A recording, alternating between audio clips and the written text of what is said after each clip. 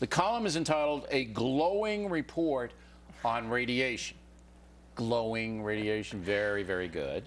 But you are not down on radiation poisoning. Well, it's not me. I'm citing a stunning number of physicists, and from the New York Times and the Times of London, there's a growing body of evidence that radiation in excess of what the government says are the minimum amounts you should be exposed to are actually good for you and reduce cases of cancer.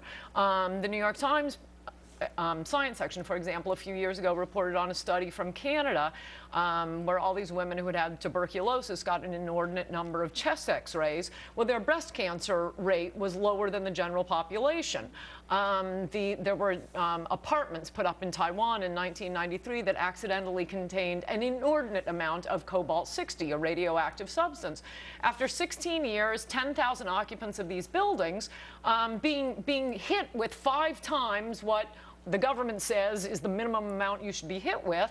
The number of cancer cases they had, there were about 10,000 occupants, was only 5 cases. Now, for the general population in that same age group, a group of 10,000 Taiwanese should have gotten about 170 cases of cancer. So why, if those things have happened, why isn't the established medical organizations or establishment saying that, you know, some kind of radiation can ward off infections? Why aren't they saying? Well, they are. They're not getting a lot of media attention for it. This guy, the coolest cat in my column is this Bernard Cohen at the University of Pittsburgh. He did a study of 90% of the counties in the U.S., and he looked at levels of radon, radioactive substance from the earth, and lung cancer rates. And they were inversely related so dramatically that it couldn't be explained by cigarette some radiation smoking in the body acts as an agent to ward off cancer. That's what many scientists believe. As the New York Times science section has reported, it doesn't get press